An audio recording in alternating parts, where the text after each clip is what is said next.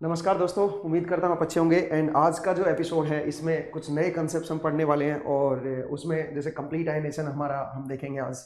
Freeze out क्या होता है वो कंसेप्ट हम सीखेंगे एंड चार्ज न्यूट्रलिटी कंसेप्ट हम ये आज के एपिसोड में देखने वाले हैं। लास्ट एपिसोड जो हुआ था उसमें मैंने आपको थोड़ा सा डोप एंड एनर्जी लेवल आपको बताया था कि डोप एंड एनर्जी लेवल क्या होता है, और आफ्टर दैट हमने देखा था कि आयनेशन एनर्जी क्या होती है, उसको हमने लास्ट टाइम सोल्व किया था।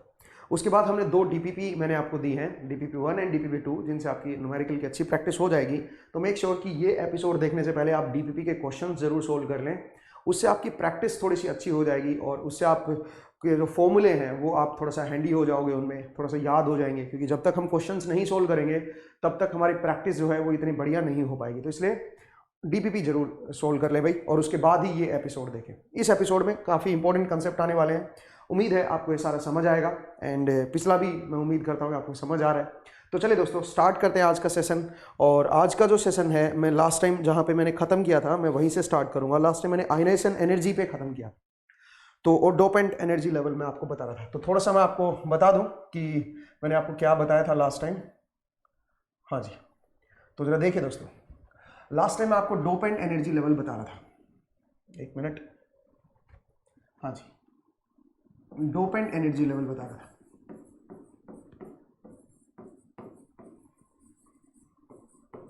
डोपेंट एनर्जी लेवल ये मैंने लास्ट टाइम आपको करवाया था। तो थोड़ा सा मैं बता दूं आपको।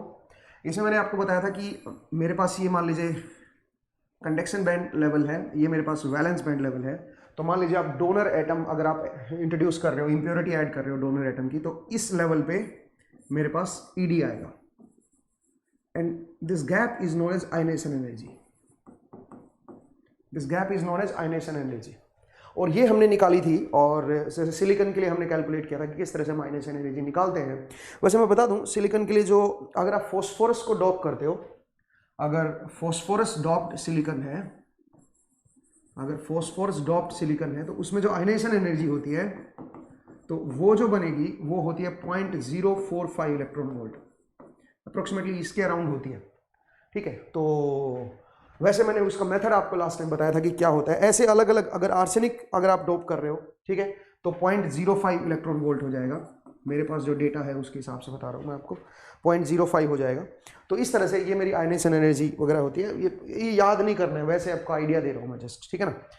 तो कुल मिला के लास्ट टाइम हमने ये देखा था, और मैंने आपको बताया था कि एन टाइप या पी टाइप बनाने के लिए जो डोपिंग होती है वो कौन सी करनी पड़ेगी, बताइए। अगर एन टाइप आप सेमीकंडक्टर बना रहे हो तो आपको, अगर सिलिकॉन है ग्रुप नंबर 4 है, तो ग्रुप नंबर 5 डोपिंग करना पड़ेगा। ठीक है, मतलब जैसे फॉस्फोरस आपने डोप कर दिया तो ग्रुप नंबर 5 है तो एन टाइप बन जाएगा, क्योंकि सिलिकॉन इटसेल्फ या सिलिकॉन या germanium itself group number 4 element है। ठीक है, ग्रुप नंबर 4 एलिमेंट है, तो इनमें डॉप करने के लिए आपको फिर ग्रुप नंबर 5 एलिमेंट चाहिएगा। ठीक है ना। वहीं पे पी टाइप अगर आपको करना है तो आपको क्या करना पड़ेगा बताओ जरा, सिलिकॉन में बोरॉन डालना पड़ेगा, ग्रुप नंबर 3 आपको इंप्योरिटी ऐड करनी पड़ेगी, तब जाके पी टाइप बनेगा। बट कई बार क्या होता है, आपके कंपाउंड सेमीकंडक्टर होते हैं, जैसे आपके मान लीजिए गैलियम आर्सेनाइड है। ठीक है, जैसे आपका गैलियम आर्सेनाइड है, गैलियम आर्सेनाइड में गैलियम जो है वो ग्रुप नंबर 3 है और आर्सेनाइड जो है वो ग्रुप नंबर 5 है। ठीक है, तो अगर इसमें मुझे डोपिंग करनी हो तो कैसे करोगे बताओ। अगर आप चाहते हो पी टाइप बने, अगर आप चाहते हो पी टाइप बने तो आपको क्या करना पड़ेगा बताओ जरा। पी टाइप बनाने के लिए मुझे ग्रुप नंबर 2 ड्रॉप करना पड़ेगा, और वो गैलियम को आर्सेनाइड गैलियम को रिप्लेस करेगा। ग्रुप नंबर 2 जो है, ग्रुप नंबर 2 जो है वो आपका गैलियम को रिप्लेस करेगा, तब जाके क्या बन जाएगा वो, ये पी टाइप बन जाएगा। आप बोल सकते हो नहीं सर, हम ग्रुप नंबर 4 भी डॉप कर सकते हैं।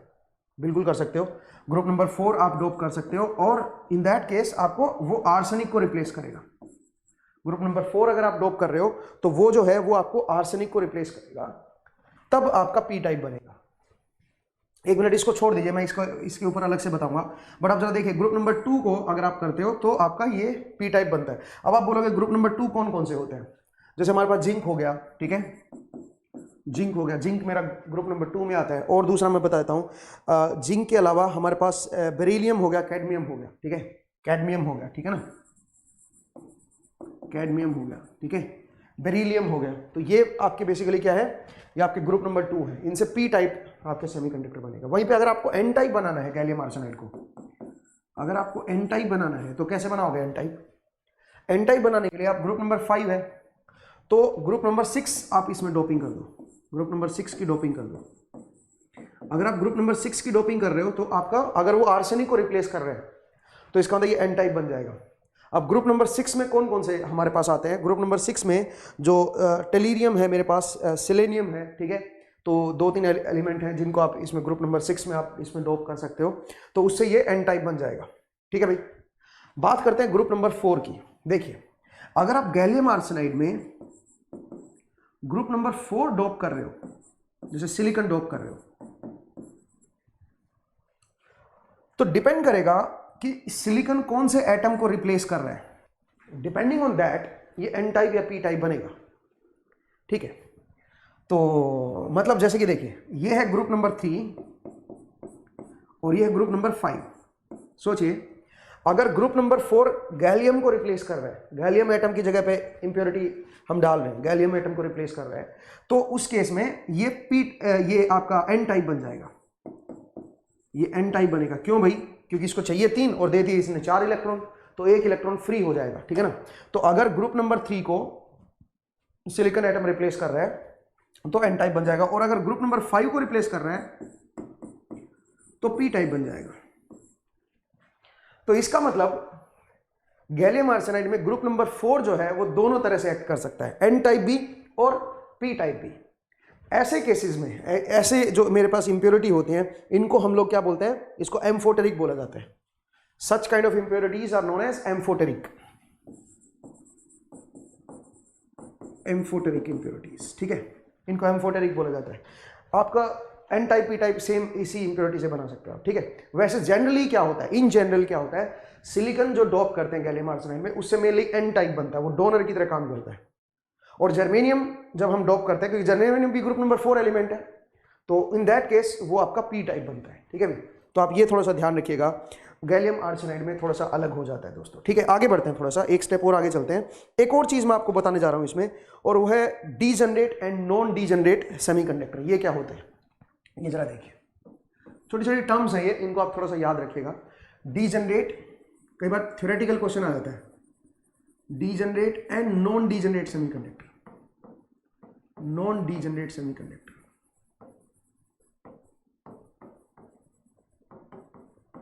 Non degenerate semiconductor. अब जरा देखिएगा, सबसे पहले नॉन डीजनरेट सेमीकंडक्टर को देखते हैं, इसको, ये क्या होता है। अभी तक जो हम पढ़ते हुए आ रहे हैं वो सारे नॉन डीजनरेट सेमीकंडक्टर थे दोस्तों। आप बोलोगे सर ये क्या चीज है नॉन डीजनरेट, जरा देखिए क्या होता है। मान लीजिए मेरे पास, मैं अगर 2D में आपको कोई सिलिकॉन क्रिस्टल दिखाऊं, तो ये मान लीजिए मेरे पास कोई सिलिकॉन क्रिस्टल है, और अगर मैं एटम की बात करूं तो आप जानते हो, मैंने पहले एपिसोड में अप्रोक्सीमेटली बताया था, 10⁻22 एटम्स पर सीसी, इतने एटम्स पर सीसी है इसके अंदर सिलिकॉन के। ये मेरा एक सिलिकॉन को दिखा रहा हूं मैं, 2D स्ट्रक्चर दिखा रहा हूं, ये सारे सिलिकॉन क्रिस्टल, ये मेरा सिलिकॉन क्रिस्टल है और इसमें यहां पे सिलिकॉन रखे हुए हैं। ठीक है ना? हाँ जी, कुछ इस तरह से। तो इतने एटम्स पर सीसी हैं। अब सुनिए, अगर मान लीजिए मैं इसमें डोपिंग कर रहा हूं, डोपिंग कंसंट्रेशन इज ND, इतने डोपेंट एटम में डाल रहा हूं पर सीसी। मान लीजिए ये है मेरे पास 10⁻15 या 10⁻16, कुछ भी लगा लीजिए, इतने एटम है, मान लीजिए ये इतने एटम्स हैं पर सीसी। अब आप देखो, ये सिलिकॉन एटम बहुत ज्यादा है कंपेयर टू दिस डोपेंट। ठीक है, कितने ज्यादा है जरा देखें। अगर मैं ये देखूं कि एक डोपेंट एटम को कितने सिलिकॉन के एटम सराउंड कर रहे हैं, एक जो मेरा डोनर इंप्योरिटी है उसको कितने सिलिकॉन एटम सराउंड कर रहे हैं। सोचिए, यहां पे मैंने फास्फोरस डाल दिया, यहां पे मैंने फास्फोरस डाल दिया, अब उसके चारों ओर कितने सिलिकॉन है मुझे ये देखना है। तो आप क्या करोगे, आप इसको डिवाइड कर दो, 10⁻22 डिवाइड बाई 10⁻15, तो आप ये बोल सकते हो 10⁻7 एटम्स पर सीसी। मतलब एक फास्फोरस एटम के चारों ओर इतने सिलिकॉन के एटम सराउंडिंग में आ जाएंगे। उससे क्या होगा, उससे ये होगा कि जो ये फास्फोरस एटम है, सोचिए एक मान लीजिए यहां पे एक यहां पे है, इनके बीच में बहुत सारे एटम आ गए, इनके बीच में इंटरेक्शन जो है वो नेग्लिजिबल हो गया, ये इंटरेक्ट नहीं कर रहे हैं। इसका जो एक इलेक्ट्रॉन है वो और इसका जो इलेक्ट्रॉन है वो, ये इंटरेक्ट नहीं कर रहे, ये एटम आपस में इंटरेक्ट नहीं कर रहे, इनके इलेक्ट्रॉन जो है वो इंटरेक्ट नहीं कर रहे। इससे क्या होगा, इससे इनका जो एनर्जी लेवल बनेगा, जो डोपेंट एनर्जी लेवल बनेगा, वो एक डिस्क्रीट एनर्जी लेवल बनेगा। जैसे आप अभी तक दिखाते आए हैं ना, ये मेरे पास कंडक्शन बैंड है, ये मेरे पास वैलेंस बैंड है, और यहाँ पे आप जैसे आप दिखाते हो डोपेंट लेवल ईडी, तो ये एक डिस्क्रीट एनर्जी लेवल बन जाएगा, ठीक है। और ऐसे सेमीकंडक्टर को हम क्या बोलते हैं, नॉन डीजनरेट सेमीकंडक्टर, और अभी तक हम यही पढ़ते हुए आए थे, नॉन डीजनरेट सेमीकंडक्टर, ठीक है ना, ध्यान दीजिएगा। ऐसे सेमीकंडक्टर को हम क्या बोलते हैं, नॉन डीजनरेट सेमीकंडक्टर। इसमें जो फर्मी लेवल होता है दोस्तों, इसमें जो फर्मी एनर्जी लेवल होता है ईएफ, वो आपका कंडक्शन बैंड और वैलेंस बैंड के बीच में होता है, ठीक है। कंडक्शन बैंड या फिर वैलेंस बैंड के बीच में होगा समवेयर, ठीक है। वो ऐसा भी हो सकता है कि ईसी और ईडी के बीच में लाई करे या इससे नीचे लाई करे, वो डिपेंड करता है, ठीक है, लेकिन इनके बीच में लाई करेगा फर्मी लेवल, ठीक है। अब बात करते हैं डीजनरेट सेमीकंडक्टर की। अब डीजनरेट सेमीकंडक्टर में हम क्या करेंगे, हम इंप्योरिटी कंसंट्रेशन बढ़ाते जा रहे हैं, हम एनडी को इंक्रीज करते जा रहे हैं। अब जैसे से आप एनडी को इंक्रीज करते जाओगे, जो नियर अबाउट जो फॉस्फोरस एटम है वो बढ़ते चले जाएंगे, और अगर नजदीक नजदीक फॉस्फोरस एटम आ गए, सोचिए अगर नजदीक नजदीक फॉस्फोरस एटम आ गए, तो इन दैट केस इनके अंदर इंटरेक्शन स्टार्ट हो जाएगा, इनके अंदर इंटरेक्शन स्टार्ट हो जाएगा, एक दूसरे के इंटरेक्ट करना स्टार्ट कर देंगे, एक दूसरे के फील्ड को अफेक्ट करना स्टार्ट कर देंगे। और इन दैट केस क्या होगा, ये जो एनर्जी लेवल है, जो डिस्क्रीट एनर्जी लेवल आपने दिखाया था, ये अब बैंड में कन्वर्ट हो जाएगा, ये एक एनर्जी बैंड में कन्वर्ट हो जाएगा। जैसे आपने कंडक्शन बैंड और वैलेंस बैंड की थ्योरी पढ़ी थी, बिल्कुल वैसा ही है। जब इंटर एटॉमिक डिस्टेंस बहुत दूर दूर होती है, जब उनके बीच कोई इंटरेक्शन नहीं होता, तो हम डिस्क्रीट एनर्जी लेवल दिखाते हैं, लेकिन जैसे जैसे जो इंटर एटॉमिक डिस्टेंस है उसको हम कम करते जाते हैं, वो बैंड में कन्वर्ट होता चला जाता है। ऐसे ही अगर आपने इंप्योरिटी कंसंट्रेशन को बढ़ाना स्टार्ट कर दिया, तो क्या होगा दोस्तों, ये जो एनर्जी आपने डिस्क्रीट एनर्जी दिखाई, ये बैंड में कन्वर्ट होना स्टार्ट हो जाएगी। और ऐसा भी केस आ सकता है जब आपने कंसंट्रेशन इतनी ज्यादा बढ़ा दी कि ये जो बैंड है ये इसको टच करना शुरू हो जाए, कंडक्शन बैंड को, ऐसा भी हो सकता है। इवन ऐसा भी हो सकता है कि ये ओवरलैप हो जाए, जो डोनर एनर्जी बैंड आएगा मेरे पास, वो क्या पता ओवरलैप कर जाए इसके साथ, कंडक्शन बैंड के साथ ओवरलैप हो जाए। पॉइंट को समझिए भाई, ऐसा भी हो सकता है अगर आपने डोनर कंसंट्रेशन को बढ़ाना स्टार्ट कर दिया तो। इन दैट केस जो फर्मी लेवल है वो आपका कंडक्शन बैंड में भी लाई कर सकता है। कब, अगर मैं ये बोलूं, जैसे आपने एक पढ़ा था एनसी, एनसी क्या होता था बताओ जरा। एनसी होता था affective density of states, affective density of state, अगर आपको याद हो, affective density of states, density of states in conduction band. इसका मतलब आप ये बोल सकते हो अफेक्टिवली इतनी स्टेट्स आपकी कंडक्शन बैंड में अवेलेबल है, आप एक मिनट के लिए मान लीजिए, ठीक है।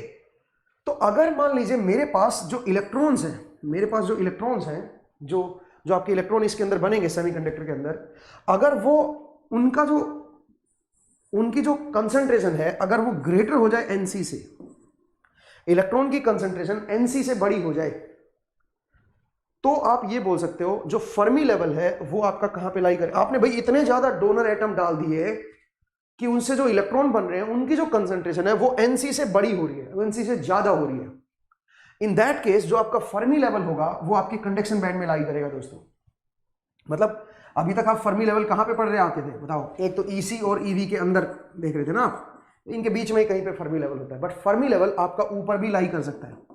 एनर्जी फर्मी लेवल जो है, फर्मी एनर्जी लेवल, वो आपका ऊपर भी लाई कर सकता है, डिपेंडिंग ऑन कितने डोपिंग आपने की है। तो अगर आप डोपिंग को बढ़ाते जा रहे हो, तो इन दैट केस ऐसा हो सकता है कि अगर इलेक्ट्रॉन मेरे greater than affective density of states जो है उससे अगर बड़ा हो गया, free electrons, in that case Fermi energy यहां पे लाई करेगा। और करना भी चाहिए, लॉजिक भी बनता है। अगर आप यहां पे जो प्रोबेबिलिटी ऑफ ऑक्यूपेशन प्लॉट करोगे वो कुछ इस तरह का आएगा। आपकी देखो ना, जितना ये ऊपर होगा फर्मी लेवल, उतना क्या बताएगा, उतना हमें बताता है फर्मी लेवल की ऊपर की तरफ इलेक्ट्रॉन की प्रोबेबिलिटी ज्यादा है। तो जितने ज्यादा इलेक्ट्रॉन कंडक्शन बैंड में आते चले जाएंगे, फर्मी लेवल उतना ही ऊपर सरकता चला जाएगा। अब आप सोचिए इलेक्ट्रॉन आपके एनसी से ज्यादा हो गए, ठीक है, इन दैट केस फर्मी लेवल क्या हो जाएगा आपका, फर्मी लेवल आपका ऊपर कंडक्शन बैंड में ही लाई करेगा, ठीक है। और ऐसे सेमीकंडक्टर को हम क्या बोलते हैं, डीजनरेट सेमीकंडक्टर। ऐसे सेमीकंडक्टर को बोला जाता है डीजनरेट सेमीकंडक्टर। ध्यान दीजिएगा, जिन सेमीकंडक्टर में नंबर ऑफ फ्री इलेक्ट्रॉन्स, आपके जो कंडक्शन बैंड में जो इलेक्ट्रॉन्स हैं, there are greater than NC, in that case Fermi level will lie in the conduction band and these type of semiconductor are known as degenerate semiconductor। ठीक है ना, इनके बारे में थोड़ा सा आगे आप पढ़ोगे, ठीक है भाई। चलिए आगे बढ़ते हैं। तो ये मैंने छोटे से एक टॉपिक बताया डीजनरेट एंड आपका नॉन डीजनरेट सेमीकंडक्टर के बारे में। आगे बढ़ते हैं और अगला टॉपिक मैं जो पढ़ा रहा हूँ वो है statistics of donor and acceptor. ठीक है, उसको जरा देखते हैं। Donor and acceptor, donor and acceptor, इसको जरा देखते हैं डोनर एंड एक्सेप्टर को। ठीक है, इनके स्टैटिस्टिक्स मतलब इनकी कैलकुलेशन थोड़ा सा हम करते हैं। जरा देखिए दोस्तों, मान लीजिए, और मैं फिलहाल अभी नॉन डीजनरेट सेमीकंडक्टर पढ़ा रहा हूँ, डीजनरेट जब आएगा तो मैं आपको बताऊंगा। ठीक है, बट मैंने आपको बता दिया कि फर्मी एनर्जी लेवल जो है ये जरूरी नहीं है कि इनके बीच में लाई करे, ऊपर भी लाई कर सकता है। ठीक है, ध्यान रखिएगा। नेक्स्ट जरा देखिए डोनर एंड एक्सेप्टर स्टैटिस्टिक्स के बारे में अगर हम देखें तो जरा देखिए, ये मेरे पास कोई आपका कंडक्शन बैंड है और ये मेरे पास वैलेंस बैंड लेवल है। ऊपर कंडक्शन बैंड है, नीचे वैलेंस बैंड है, ये फोरबिडन गैप आ गया मेरे पास। ठीक है, मैंने मान लीजिए कुछ डोनर इंप्योरिटी डाली है, यहाँ पे मेरे पास डोनर एनर्जी लेवल है ED and this gap is ionisation energy. ये जो गैप है ये मेरा आयनाइजेशन एनर्जी के बराबर है। अब सुनिए, यहां से जब हमें थोड़ा थोड़ा इसको टेम्परेचर देना स्टार्ट करूंगा तो यहां से आपके आयनाइज होना स्टार्ट करेंगे और यहाँ पे आपका कह सकते हो कि पॉजिटिव चार्ज मेरा रहेगा और इलेक्ट्रॉन आपके ऊपर की तरफ जाना स्टार्ट कर देंगे। सही बात है भाई, कंडक्शन बैंड में जाना स्टार्ट कर देंगे, इलेक्ट्रॉन आपके ऊपर जाना स्टार्ट कर देंगे। कुछ इलेक्ट्रॉन ऐसा हो सकता है कि यहाँ से आपके कुछ इलेक्ट्रॉन यहाँ पे नीचे जंप कर जाए, ऐसा भी हो सकता है। ठीक है, कुछ रिकॉम्बिनेशन भी चलता रहता है प्रोसेस साथ में। ठीक है, तो कुछ इलेक्ट्रॉन यहाँ पे रहे, बट बहुत सारे इलेक्ट्रॉन ऐसे होंगे जो इसी जगह पे अवेलेबल होंगे। उन इलेक्ट्रॉन्स को मैं नाम दे रहा हूँ एनडी, मतलब वो इलेक्ट्रॉन कंसंट्रेशन। एनडी ये सब कंसंट्रेशन है दोस्तों। ND is concentration of electron at the dopant level. ये क्या है? Concentration of electron, concentration of electrons at dopant level, at dopant level। जो मेरे पास डोपेंट लेवल है वहां पे क्या कंसंट्रेशन है। ठीक है, ये वो चीज है। अब ये कैसे निकालेंगे जरा देखिए, सोचिए टोटल मेरे पास एनडी मेरे पास एनडी डोपेंट एटम थे, मेरे पास टोटल एनडी हमने इंप्योरिटी ऐड की, उसमें से माइनस कर दो एनडी प्लस आयोनाइज्ड इंप्योरिटी। ये देखो ना, आयोनाइज जो आयोनाइज हो चुके हैं। आयोनाइज होने का क्या मतलब है? आयोनाइज होने का मतलब उन्होंने अपना इलेक्ट्रॉन दे दिया। ठीक है, तो इसको माइनस कर दो, ये क्या रह जाएगा? ये मेरे पास एनडी रह जाएगा। ठीक है, इतना मेरे पास एनडी रह जाएगा, ये इतना मेरे पास यहाँ पे इलेक्ट्रॉन बैठा हुआ है। तो मैं डोपेंट लेवल पे कितना इलेक्ट्रॉन बैठा हुआ है, या आप कह सकते हो अनआयोनाइज्ड एटम कितना है, वो वैल्यू मैं निकाल सकता हूँ यहाँ पे। इसकी वैल्यू मैं फर्मी एनर्जी के कंसेप्ट से भी निकाल सकता हूँ। जरा देखिए फर्मी एनर्जी क्या कहती है। अब यहाँ पे जैसे आपने एक फंक्शन ऑफ फर्मी एनर्जी आपने पढ़ा होगा, प्रोबेबिलिटी ऑफ ऑक्यूपेशन। वो आपका क्या था? पहले आपने पढ़ा था 1/1 प्लस ई की power e minus e F upon K T, यही पढ़ते थे। ये क्या बताता हमें? Probability of occupation of electron at level E. But मुझे अब कौन से लेवल पे चाहिए? मुझे ईडी लेवल पे चाहिए। मुझे इस लेवल पे प्रोबेबिलिटी ऑफ ऑक्यूपेशन चाहिए इलेक्ट्रॉन की क्या होगी। इस लेवल पे जो स्टेट्स अवेलेबल है वो कितनी है? वो एनडी स्टेट्स अवेलेबल है, क्योंकि मैंने एनडी एटम पर सेंटीमीटर क्यूब मैंने उसके अंदर इंप्योरिटी ऐड कर रखी है। तो इसका मतलब एनडी स्टेट्स यहां पे अवेलेबल है। अब उन एनडी स्टेट्स में से कुछ स्टेट आयनाइज हो रखी है किसी पर्टिकुलर टेम्परेचर पे अगर आप देखें तो, और कुछ स्टेट अनआयनाइज्ड बैठी है, मतलब कुछ इलेक्ट्रॉन यहां पे बैठे हुए हैं। अगर मुझसे ये निकालना हो कि यहां पे कितने इलेक्ट्रॉन बैठे हुए हैं, तो आप क्या करोगे? जितनी स्टेट्स यहां पे अवेलेबल हैं वो इनटू यहां पे जो प्रोबेबिलिटी ऑफ ऑक्यूपेशन है वो मल्टीप्लाई कर दो। Probability of occupation, probability of occupation, ठीक है, इससे मल्टीप्लाई कर दो एनडी को, वो मेरे पास क्या आ जाएगा? एनडी आ जाएगा। प्रोबेबिलिटी ऑफ ऑक्यूपेशन इस लेवल पे क्या प्रोबेबिलिटी ऑफ ऑक्यूपेशन उससे, जैसे हम पहले भी तो यही करते थे ना, पहले हम डेंसिटी ऑफ स्टेट्स लिखते थे इनटू प्रोबेबिलिटी ऑफ ऑक्यूपेशन करते थे। अब बस यहाँ पे डेंसिटी ऑफ स्टेट्स की वैल्यू मुझे पता है, एनडी है, तो इनटू प्रोबेबिलिटी ऑफ, लेकिन प्रोबेबिलिटी ऑफ ऑक्यूपेशन इस लेवल पे क्या होगी अगर वो मुझे निकालना हो, तो आप बोलोगे सर ई की जगह ईडी कर दो। आप बोलोगे 1/1 प्लस ई की power ED minus e F upon K T, ये बन जाएगा।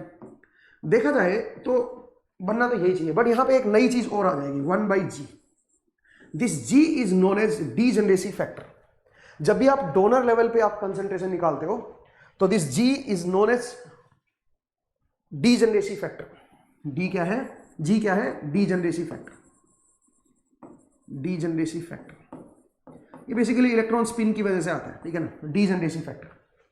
तो अब आप बताइए, अगर मैं एनडी की बात करूं, कितने इलेक्ट्रॉन डोनर लेवल पे बैठे हुए हैं स्टिल, मतलब कितने आयोनाइज नहीं हुए हैं, कितने इलेक्ट्रॉन यहां पे बैठे हुए हैं। अगर वो मुझे निकालना हो तो वो हम निकालेंगे Nd इंटू दिस। और मे बी मैं एक मिस्टेक कर गया भाई, जी यहां पे नहीं आएगा, जी कहां पे आएगा, एक मिनट जरा रुकिए, दिस इज नॉट जी, जी जो है इसके साथ आएगा, दिस इज 1/g, यहां पे आएगा भाई, माफ कीजिएगा।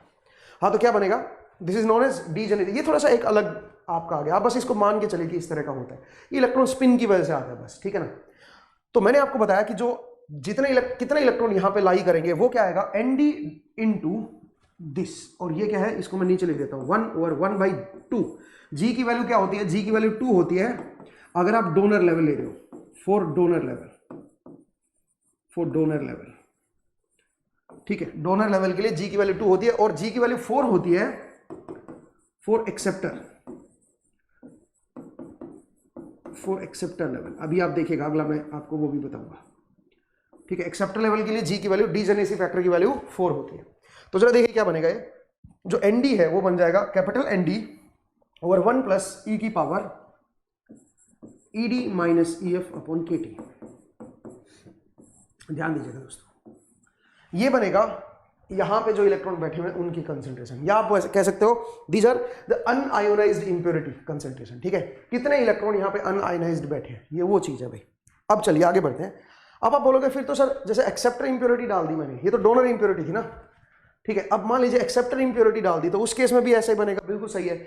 फॉर एक्सेप्टर इंप्योरिटी मान लीजिए यहां पे मैंने एक्सेप्टर इंप्योरिटी डाल दी है ई, या फिर चलिए मैं नेक्स्ट फिगर में दिखा देता हूं, इसमें मत दिखाइए क्योंकि आपको फिर ये डाउट हो सकता है कि दोनों इंप्योरिटी एक साथ कैसे आ गई। तो नेक्स्ट जरा देखिएगा, नेक्स्ट फिगर में अगर मैं बात करूं तो मैं बोल सकता हूं, जरा देखिए, ये है मेरे पास कंडक्शन बैंड, इससे ऊपर और इससे नीचे है मेरे पास वैलेंस बैंड, और यहां पे मैंने एक्सेप्टर इंप्योरिटी डाल रखी है, तो उसका लेवल है E. This gap is ionisation energy.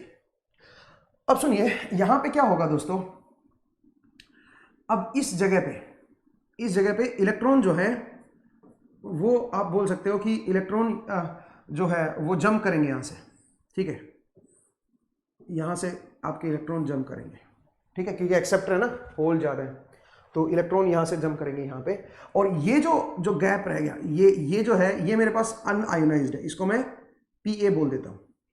उसको मैंने Nd बोला था, इसको मैं Pa बोल रहा हूं। तो जो Pa की वैल्यू आएगी, कितने होल्स यहां पे अनआयोनाइज्ड, कितने इंप्योरिटी एटम यहां पे अनआयोनाइज्ड है पर सेंटीमीटर क्यूब, ये वही चीज है। जैसे यहाँ पे Nd क्या था, कितने इलेक्ट्रॉन यहाँ पे बैठे हुए हैं, तो इसका मतलब यहाँ पे कितने होल यहाँ पे बैठे हुए हैं, ठीक है, मतलब अनआयोनाइज्ड हैं, ठीक है। वो कैसे निकालोगे, वो बोलोगे Na, जितने टोटल यहाँ पे हमने एक्सेप्टर एटम डाले थे, माइनस कितने आयोनाइज्ड हैं यहाँ पे, Na माइनस कितने आयोनाइज्ड हैं, सिंपल ये बनेगा, इसको आप Pa लिख सकते हो। तो अब बताओ, इसको अगर मैं लिखना चाहूं Pa को, तो मैं लिखूंगा Na into probability of occupation. क्या प्रोबेबिलिटी है यहाँ पे ऑक्यूपाई करने की, होल्स की, ठीक है। तो अगर मैं उसको देखूंगा तो ये बनेगा 1/1 प्लस 1/g ई की पावर। अब उसमें थोड़ा उल्टा हो जाएगा, यहाँ पे Ed माइनस EF था, यहाँ पे EF माइनस क्या बन जाएगा, EF minus EA upon KT, उसमें थोड़ा उल्टा होता है भाई। और G की वैल्यू यहाँ पे क्या बनेगी, G इज 4, ठीक है। G की वैल्यू पहले 2 थी एक्सेप्टर के लिए, G की वैल्यू डीजेनेरेसी फैक्टर की वैल्यू यहाँ पे 4 बन जाएगी भाई। इसको आप जरा नोट कर लीजिएगा, ठीक है, और इस पे ध्यान दीजिए भाई, ये क्या चीज़ है, एक बार मैं जरा चेक कर लेता हूँ कि 4 होना चाहिए, ठीक है ना। तो आंसर इज करेक्ट, ठीक है भाई।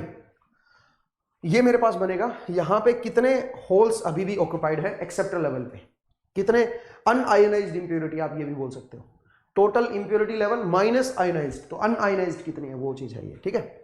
इस तरह से हम Pa को निकाल सकते हैं, यहां की कंसंट्रेशन निकाल सकते हैं। अब एक चीज देखिए, जरा पीछे आइए, अगर मैं ये बोलूं, जैसे आपने डोनर इंप्योरिटी मान लीजिए ऐड की, अगर मैं आपसे ये बोलूं कि मुझे ये देखना है कि यहां पे जो इलेक्ट्रॉन है, यहां पे जो इलेक्ट्रॉन बैठे हुए हैं वो कितना परसेंट है। कई बार आपको ये देखना होता है किसी पर्टिकुलर टेम्परेचर पे जो आपने आयोनाइज्ड इंप्योरिटी, जो आपने इंप्योरिटी डाली है उसका कितना हिस्सा आयोनाइज हो गया, ठीक है, क्योंकि जरूरी तो नहीं है कि सारी की सारी इंप्योरिटी आइटम जो आपने डाले वो सारे सारे आयोनाइज हो जाए, ऐसा हो सकता है कि कुछ आपके अनआयोनाइज्ड रह जाए, ठीक है।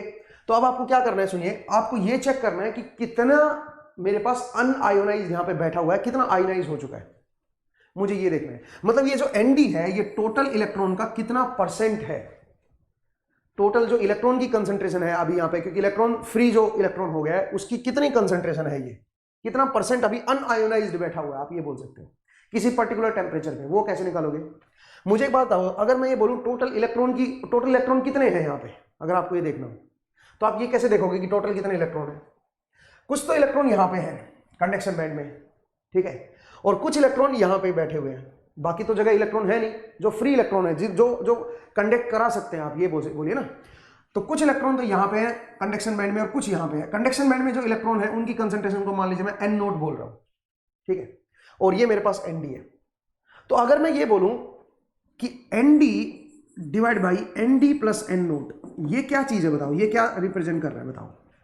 ये मुझे बता रहा है कि जो टोटल इलेक्ट्रॉन की कंसंट्रेशन है, जो टोटल इलेक्ट्रॉन जो आपके अलग होंगे, जो टोटल इलेक्ट्रॉन फ्री बनेंगे, अल्टीमेटली अगर आप देखो टेम्परेचर अगर आप बढ़ाते जाओगे तो ये भी तो खत्म ही हो जाएगा। आप सोचिए ना, धीरे धीरे अगर आप टेम्परेचर बढ़ाते जाओगे तो अल्टीमेटली ये भी आयनाइज हो जाएगा, सही बात है। तो इसका मतलब मैं ये बोल सकता हूं कि जितने टोटल इलेक्ट्रॉन बन सकते हो कितने बनेंगे, वो बनेंगे n naught plus this electron, और ये भी तो आयनाइज हो गए, ऊपर चले जा सकते हैं। तो टोटल इलेक्ट्रॉन जो पॉसिबल हो सकते हैं वो फिलहाल कितने हो सकते हैं, जो फिलहाल यहाँ पे बैठे हुए हैं वो n नोट है प्लस Nd और हो सकते हैं, ठीक है। तो इसका मतलब आप ये बोल सकते हो कि ये है टोटल इलेक्ट्रॉन जो फ्री हो सकते हैं वो, और फिलहाल कितने फ्री नहीं हुए वो।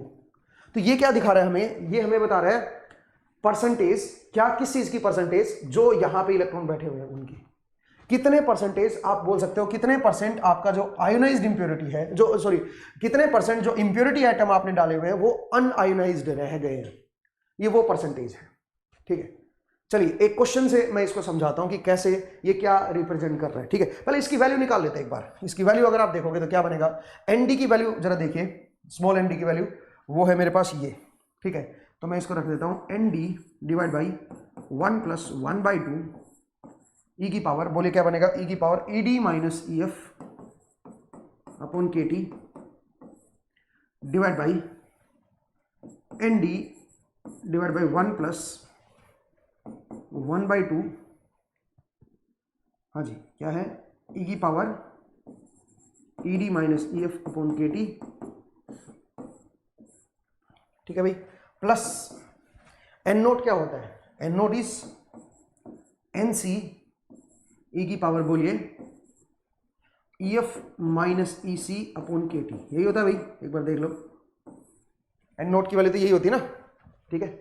हाँ अब जरा देखिए, अगर मैं इसको कॉमन ले लूँ या इसको अप्रोक्सीमेट भी कर सकते हो आप, ठीक है, मतलब इस चीज को आप अप्रोक्सीमेटली क्या लिख सकते हो, अगर बोर्ड्स में अप्रोक्सीमेशन में होल्ड करा लूँ, मतलब मैं मान रहा हूँ कि ED जो है और EF जो है इनके बीच का जो डिफरेंस है वो 3 KT से अगर बड़ा है, तो मैं ये बोल सकता हूँ this is approximately equal to 2Nd upon E की power Ed minus EF upon KT। ये इस तरह का बन जाएगा दोस्तों। अगर EF और ED के बीच का जो डिफरेंस है वो 3 KT से बड़ा है, तो मैं इसको बोल्ट्जमैन अप्रोक्सीमेशन ये लिख सकता हूँ। तो सेम चीज अगर मैं यहाँ पे भी अप्लाई करूँ तो आप बोल सकते हो ऊपर क्या बन जाएगा, ऊपर बन जाएगा 2Nd अपॉन दिस, ये 2 तो ऊपर चला गया, 2Nd, ये 1 को नेग्लेक्ट कर दो, ये आ जाएगा, और इसको भी मैं ऊपर ले जाता हूँ ई की power minus of Ed minus, अब इसको याद नहीं करना है दोस्तों, ठीक है, आपको अल्टीमेटली जो रिजल्ट है उसको याद करना, जरा देखिएगा, इसको भी मैं ऐसे लिख देता हूँ 2Nd ई की पावर माइनस ऑफ, और ये याद हो जाएगा जब आप क्वेश्चन करोगे ना तो अपने आप याद हो जाएगा। तो इसको देखो और भूल जाना है, ठीक है भाई, सिंपल NC ई की power EF minus EC upon KT, कुछ इस तरह का बनेगा दोस्तों। अब आप बताइए इसको अगर मैं कॉमन ले लूँ तो ऊपर से कट जाएगा, तो ये क्या बन जाएगा, Nd over Nd plus n note that will be equal to, इसको कॉमन ले लो, ये कट जाएगा, ऊपर आ जाएगा 1 over 1 plus NC over 2Nd e की पावर, अब ये नीचे आएगा तो नीचे नेगेटिव आएगा, ऊपर आगे पॉजिटिव बन जाएगा, पॉजिटिव बन जाएगा तो जरा देखिए, आई थिंक EF से EF कट जाएगा, Ed माइनस EC आ जाएगा, Ed minus EC upon KT, इस तरह का बनेगा। और Ed माइनस EC क्या होता है, ionisation energy, minus of ionisation energy, because EC बड़ा होता है ED से, ठीक है। अगर आप पिछले डायग्राम में देखें तो ये जो डिफरेंस है, EC माइनस ED तो पॉजिटिव आएगा, लेकिन यहाँ पे जो Ed माइनस EC है वो नेगेटिव आ जाएगा, ठीक है। तो ध्यान दीजिएगा दोस्तों, इस तरह का मेरे पास क्या बनेगा, ये मुझे क्या बताएगा, ये जो रेशियो है ये बताएगा जो टोटल इलेक्ट्रॉन है उस इलेक्ट्रॉन में से कितने इलेक्ट्रॉन यहां पे बैठे हुए हैं, कितने परसेंट इलेक्ट्रॉन यहां पे बैठे हुए हैं। या आप ये भी बोल सकते हो जितनी मेरी डोनर इंप्योरिटी लेवल है उसका कितना परसेंट अनआयोनाइज्ड रह गया है, ये वो चीज है भाई। तो इसको आप नोट कर लीजिएगा, ये काफी इंपॉर्टेंट टर्म थी भाई, ठीक है। चलिए एक क्वेश्चन करते हैं, ठीक है, इसके ऊपर एक क्वेश्चन करते हैं सो दैट आपको ये चीज समझ आए, ठीक है। देखिए मेरे पास एक क्वेश्चन है, आपके पास एक सिलिकॉन एटम है जिसको फॉस्फोरस से डोप किया गया है, silicon doped with phosphorus atom, ठीक है, डॉप्ड विद फॉस्फोरस, ठीक है। और आपको क्या दे रखा है, टेम्परेचर दे रखा है 300 केल्विन एट 300 केल्विन, 300 केल्विन पे, और डोनर कंसंट्रेशन आपको दे रखी है, जो एनडी की वैल्यू दे रखी है वो है 10⁻16 पर सीसी, ठीक है भाई, ये आपको दे रखा है। आपको बताना है determine the fraction of total electron still in the donor state at 300 kelvin, percentage of, determine the fraction of, fraction मतलब परसेंटेज आप बोल दो, percentage of total electron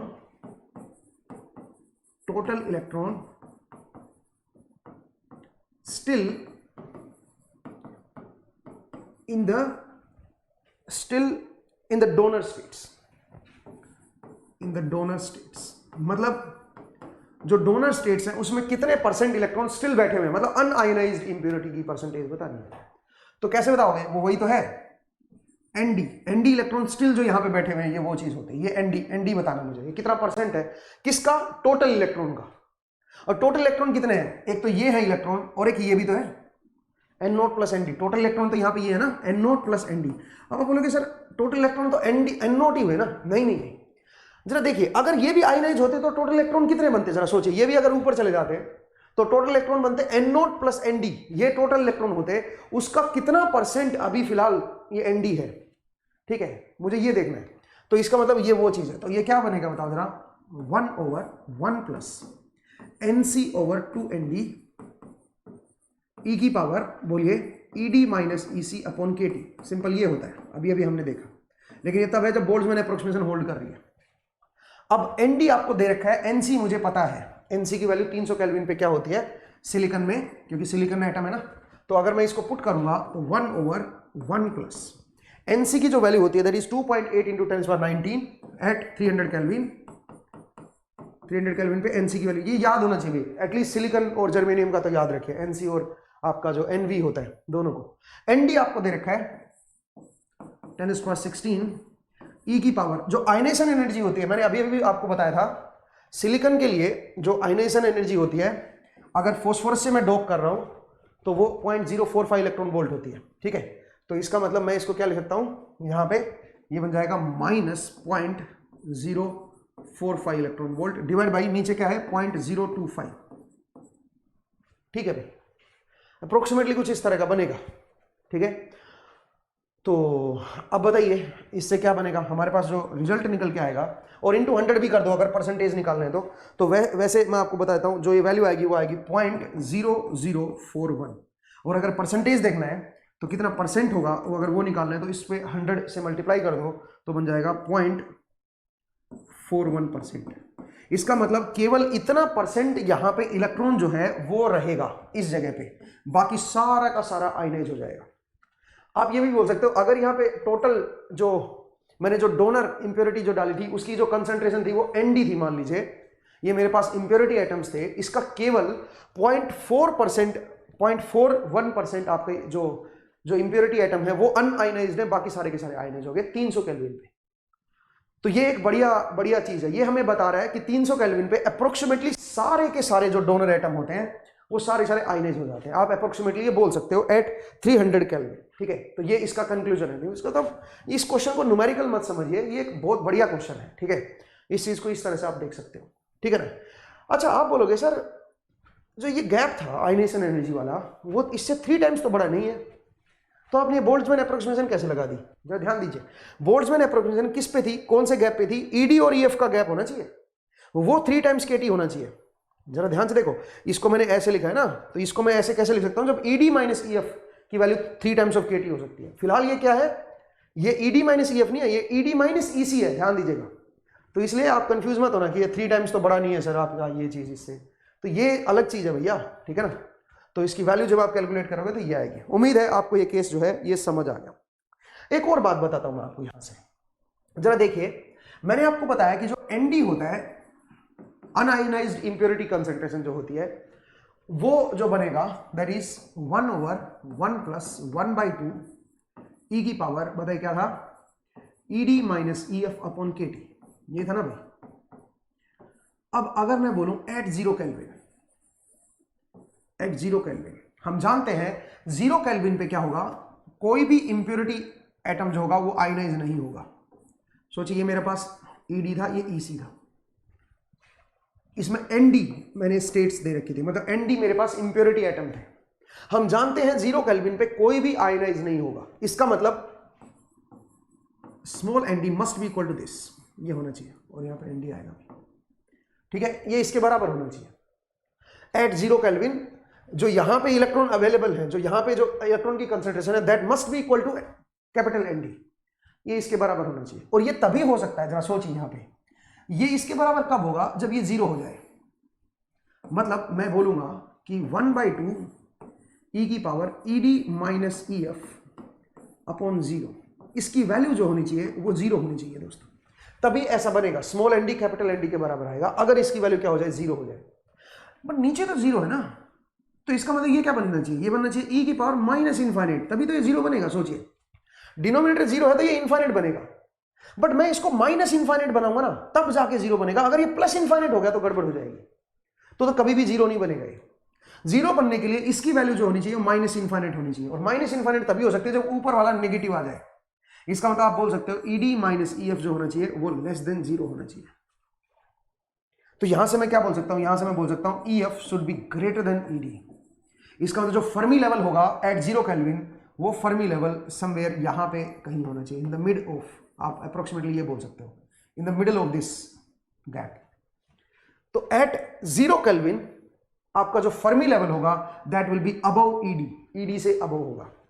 similarly अगर एक्सेप्टर इंप्योरिटी होती, सोचिए, मतलब अगर इस तरह का होता, ये मेरे पास कंडक्शन बैंड है, ये मेरे पास वैलेंस बैंड है, और इस जगह पे आपका ईए है, तो जो फर्मी लेवल होगा 0 केल्विन पे वो समवेयर यहां पे होगा दोस्तों। तो यहां से मुझे एक बात और पता चली, क्या, कि Fermi level is a function of temperature. Fermi level जो है EF is function of temperature. अब आगे हम पढ़ेंगे कि कैसे ये टेम्परेचर पे डिपेंड कर रहा है, फंक्शन ऑफ टेम्परेचर, ठीक है। अगले एपिसोड में हम देखेंगे कि फर्मी लेवल किस तरह से टेम्परेचर पे हमारा डिपेंड करता है, उसको हम आगे देखेंगे, ठीक है भाई। चलिए, मुझे उम्मीद है ये चीज आपको समझ आई कि किस तरह से हम इसको निकाल सकते हैं, और 0 केल्विन पे ये कैसे हमारे जो इंप्योरिटी एटम होते हैं, इसको ये कहां पे होता है। इस 0 केल्विन पे अगर मैं देखूं तो मैं बोल सकता हूं सारे के सारे जो इंप्योरिटी इलेक्ट्रॉन है, जो इंप्योरिटी एटम है, उनमें जो इलेक्ट्रॉन है वो सारे सारे इस स्टेट पे अवेलेबल है, सारे सारे अनआयनाइज्ड है। इस सिचुएशन को हम क्या बोलते हैं, इस सिचुएशन को हम बोलते हैं फ्रीज आउट। फ्रीज आउट, इस सिचुएशन को क्या बोला जाता है, फ्रीज आउट, ठीक है भाई, ध्यान दीजिएगा। 0 केल्विन पे इलेक्ट्रॉन की जो कंसंट्रेशन होगी, मतलब जो यहां पे जो इलेक्ट्रॉन होंगे वो सारे सारे यहीं पे होंगे, वो जितने भी इंप्योरिटी एटम होंगे वो अनआयनाइज्ड होंगे, ठीक है। तो इस कंडीशन को हम क्या बोलते हैं, फ्रीज आउट, ठीक है। तो इस पॉइंट को आप नोट कर लीजिएगा। तो चलिए आगे बढ़ते हैं, इसको मैंने बोला फ्रीज आउट,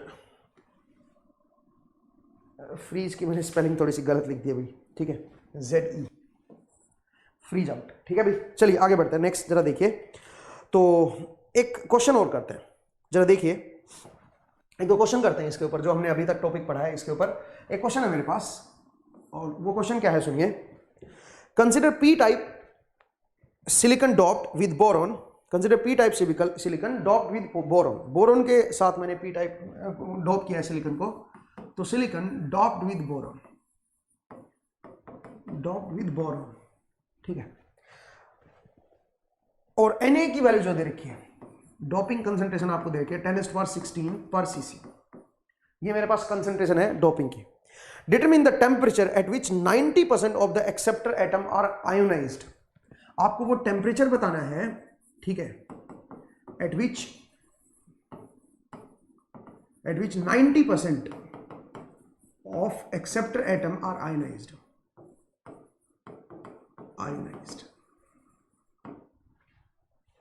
हम चाहते हैं इसका 90% आपका आयनाइज हो जाए, ठीक है, केवल 10% हुआ हमारे पास, ठीक है, वो टेम्परेचर आपको बताना है। मुझे एक बात बताइए, अगर मैं बोलूं PA divide by PA plus P note, इसकी वैल्यू क्या होनी चाहिए, इनटू 100 अगर मैं कर दूं, दिस मस्ट बी 0.10। ये क्या बता रहा है, ये हमें बता रहा है कितने होल आपके एक्सेप्टर एटम पे, एक्सेप्टर एनर्जी लेवल पे लाई करेंगे विद रेफरेंस टू, मतलब ये कितना फ्रैक्शन है, वो फ्रैक्शन की वैल्यू बता रहा है जो एटम आपके एक्सेप्टर लेवल पे लाई करेंगे डिवाइड बाय टोटल, टोटल का कितना फ्रैक्शन है, टोटल होल का कितना परसेंट फ्रैक्शन, कितना परसेंट है ये टोटल का, वो जो है वो मेरे पास 10% है, तो इसको मतलब मैं इसको 10 लिखूंगा भाई, 0.10 नहीं लिखूंगा, इसको 10 लिखूंगा, ठीक है, क्योंकि मैंने 100 से मल्टीप्लाई कर दिया। ये मुझे दे रखा है, आपको टेम्परेचर बताना है। अब इसकी वैल्यू अगर आप देखोगे तो इसकी वैल्यू जो बनेगी दोस्तों, ये आप जानते हो क्या है, ये आप जानते हो क्या है, तो 1/1 plus NV divide by 4 times of, जरा देखो ना यहाँ पे क्या था, यहाँ पे क्या था, NC डिवाइड बाई 2ND था, तो यहाँ पे 4 डिवाइड बाई 4NA आ जाएगा यहाँ पे, क्योंकि 1/4 होता है ना डीजेनरेसी फैक्टर। और E की वैल्यू यहाँ पे क्या बनेगी, जरा देखिए, यहाँ पे क्या था बताओ जरा, यहाँ पे था ED माइनस, एक मिनट जरा देखिए, ED माइनस EC था यहाँ पे, तो यहाँ पे क्या आएगा बताओ जरा, यहाँ पे आएगा EC की जगह EV आ जाएगा, EV माइनस EA, ये बनेगा by KT, EV minus EA by KT, ठीक है, ये इस तरह का आएगा, आप चेक करके देख सकते हो वैल्यू पुट करके, तो मेरे पास जो बनेगा that is EV minus EA, इस तरह का बनेगा। और इसकी वैल्यू मुझे टेम्परेचर की वैल्यू बतानी है, इसकी वैल्यू आपको देखिए 0.10, अगर मैं 100 से मल्टीप्लाई ना करूं तो 0.10 आ जाएगा। NV आपको पता होना चाहिए, सिलिकॉन डॉप्ड विद बोरोन, ये मैंने आपको बताया था, ये कितना था बताइए, सिलिकॉन डॉप्ड विद बोरोन जो मेरे पास NV होता है, NV की वैल्यू तो खैर मुझे पता ही होती है, नहीं आयोनाइज्ड, मैंने ये बताया था आपको आयोनाइजेशन एनर्जी, जरा देखिए आयोनाइजेशन एनर्जी क्या थी, ये मैं यहाँ पे आता हूँ 0.05 इलेक्ट्रॉन वोल्ट, ये मेरी आयोनाइजेशन एनर्जी होती है। तो ये आयोनाइजेशन एनर्जी तो है, ध्यान से देखो ये क्या है, EV माइनस E है, एक्सेप्टर एनर्जी लेवल और जो वैलेंस बैंड है उसका जो एनर्जी लेवल है, तो ये -0.05 बन जाएगा यहाँ पे, ठीक है। अच्छा NV की वैल्यू क्या होती है, NV आपको याद होना चाहिए, NV जो 300 केल्विन पे होता है सिलिकॉन का, वो होता है 1.04 इंटू 10⁻19, ये आपका 300 केल्विन पे होता है, ये ध्यान देना। तो अगर मैं पुट करूं यहाँ पे तो 1/1 प्लस NV की वैल्यू क्या बनेगी, 1.04 into 10⁻19 into T divide by 300 की पावर 3/2। बाबा बोलोगे ये कैसे कर दिया आपने, क्योंकि मुझे टेम्परेचर पता नहीं ना क्या है, 300 केल्विन पे आपका ये होता है, तो मैंने एक काम किया, इसको 300 की पावर 3/2 से डिवाइड कर दिया और फिर T की पावर 3/2 से मल्टीप्लाई कर दिया, divide by 4 times of Na की वैल्यू आपको दे रखी है, दैट इज 10⁻16,